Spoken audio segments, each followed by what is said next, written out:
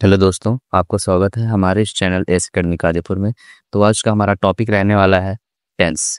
ठीक है, टेंस के बारे में पढ़ेंगे, काल या समय।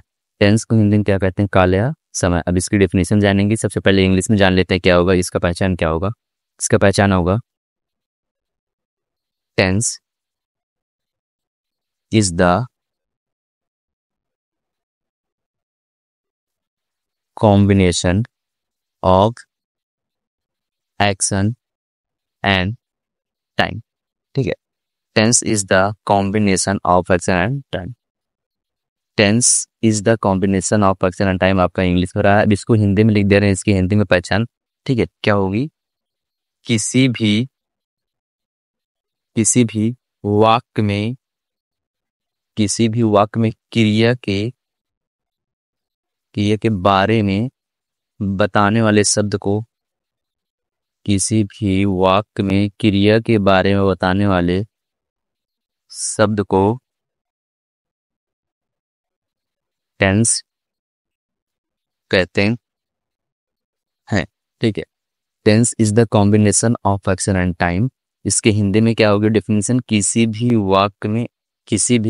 वाक्य में क्रिया के बारे में बताने वाले शब्द को टेंस कहते हैं। अच्छा, ये क्रिया क्या होती है? हम यहाँ से देख लेंगे। सबसे पहले क्रिया क्या होती है? क्रिया को इंग्लिश में कहते हैं वर्ब। ठीक है, क्रिया को इंग्लिश में कहते हैं वर्ब। इसके डेफिनेशन क्या होती है? किसी भी कार्य का होना या ना होना पाया जाए उसे क्रिया कहते हैं। ठीक है, यहाँ लिख दे रहे हैं क्या होगा? किसी भी कार्य का होना या ना होना पाया जाए जिसे क्रिया कहते हैं। ठीक है, किसी भी कार्य का होना या ना होना पाया जाए उसे क्रिया कहते हैं। क्रिया को इंग्लिश में क्या कहते हैं? वर्ब। ठीक है, इतना क्लियर हो गया। फिर से एक बार रिवीजन करेंगे। Tense is the combination of person and time. Hindi में क्या होगा? किसी भी वाक्य में क्रिया के बारे में बताने वाले शब्द को टेंस कहते हैं। क्रिया क्या होगी हमारी इसमें? क्रिया को इंग्लिश में कहते हैं वर्ब। किसी भी कार्य का होना या ना होना पाया जाए उसे क्रिया कहते हैं। ठीक है, अब इसको एग्जाम्पल के अनुसार एक समझते हैं क्या होगा। पहला, जैसे मान लो मोहन स्कूल जाता है। ठीक है, मान लो इसमें अब डेफिनेशन क्या लिखा है? किसी भी वाक्य में, हमारा वाक्य हो गया, वाक्य शब्दों से मिलकर जो बना होता है उसे वाक्य कहते हैं। ठीक है, शब्द से मिलकर बना हमारा वाक्य हो गया। ठीक है, वाक्य ने क्रिया के बारे में, क्रिया क्या होगा? किसी भी कार्य का होना। इसमें क्या इस वाक्य में कौन सा कार्य हो रहा है? जाता है, जाने का कार्य हो रहा है।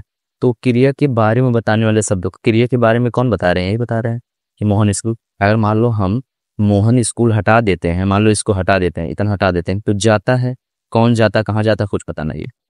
ठीक है, तो सबसे पहले यही मतलब ये जो बता रहे हैं ये हमारा टेंस है। ठीक है, क्रिया के बारे में बताने वाले शब्द को टेंस कहे। ठीक है, आप कितना हो गया? अब आगे बात करते हैं आपके टेंसेस टाइप्स ऑफ टेंस। ठीक है, टाइप्स ऑफ टेंस अब पढ़ेंगे इसके आगे। टाइप्स ऑफ टेंस, टेंस जो है तीन प्रकार का होता है। टेंस आपका तीन प्रकार का होता है। ठीक है, टेंस आपका तीन प्रकार का होता है। तो अब जानेंगे सबसे पहला कौन सा होता है आपका? Present tense. ठीक है, सबसे पहला होता है आपका प्रेजेंट टेंस। दूसरा होता है आपका पास्ट टेंस। तीसरा होता है आपका फ्यूचर टेंस। ठीक, तीसरा आपका होता है फ्यूचर। पहला होता है प्रेजेंट टेंस, दूसरा पास्ट टेंस, तीसरा फ्यूचर टेंस। अच्छा, प्रेजेंट टेंस को हिंदी में क्या कहते हैं? वर्तमान काल।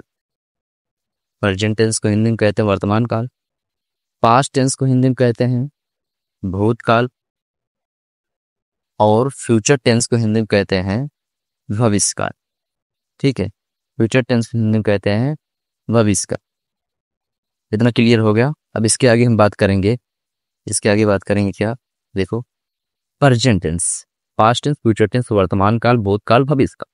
अच्छा, जानेंगे प्रेजेंट टेंस में तीन सहायक क्रियाएं होती हैं। साइक्लिया को इंग्लिश कहते हैं हेल्पिंग वर्ब। साइक्लिया कौन कौन से होते हैं? इज, एम, पहले हेल्पिंग वर्ब्स लिख दे रहे हैं, आर।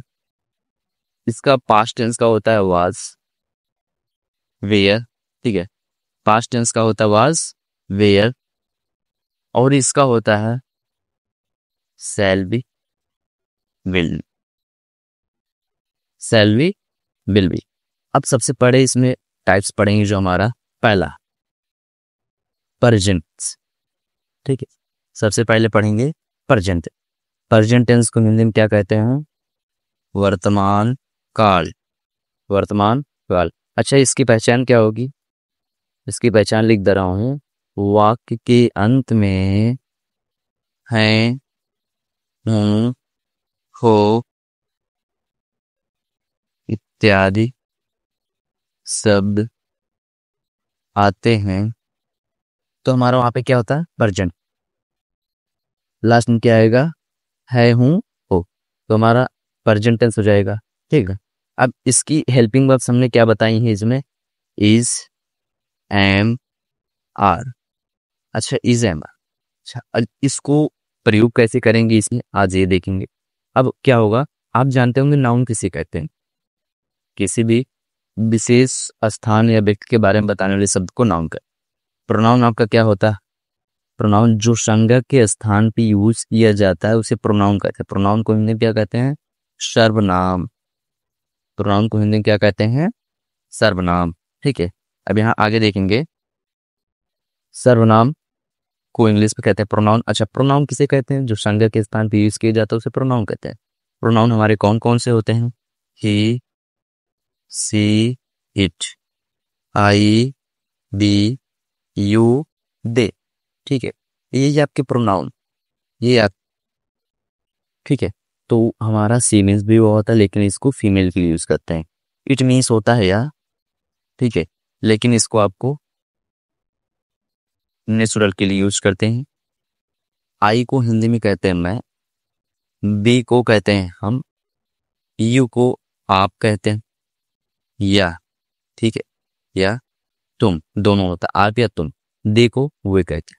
ये आपकी प्रोनाउन है। क्या है? Pronoun. He, she, it, I, we, you, they, ठीक है, आपके प्रोनाउन है। टी को कहते हैं वह, जो कि मेल के लिए यूज किया जाता है, पुरुष के लिए। शी मीन्स वह, फीमेल के लिए, जो कि स्त्रीलिंग के लिए यूज किया जाता है। इट मीन्स या नेचुरल के लिए यूज किया जाता है। आई मीन्स मैं, ठीक है। बी मीन्स हम, यू आप या तुम, दे विल, ठीक है। अब यहाँ पे बात करेंगे कि इसका यूज कहाँ करते हैं, आई का यूज कहाँ करते हैं, आर का यूज कहाँ, ठीक है, आर का यूज कहाँ करते हैं। अच्छा, आप लोग जानते होंगे नंबर, नंबर, नंबर को हिंदी में कहते हैं वचन। वचन कितने होते हैं? इंग्लिश में 2 वचन होते हैं। कौन कौन से? एक सिंगुलर, एक होता है सिंगुलर नंबर, एक होता है आपका प्लूरल नंबर।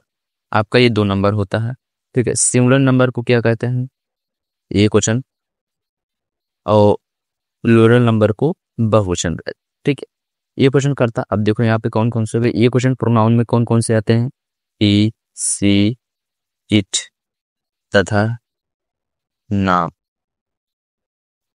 आपका एक लोग का नाम आना चाहिए, आपका एक क्वेश्चन रहेगा।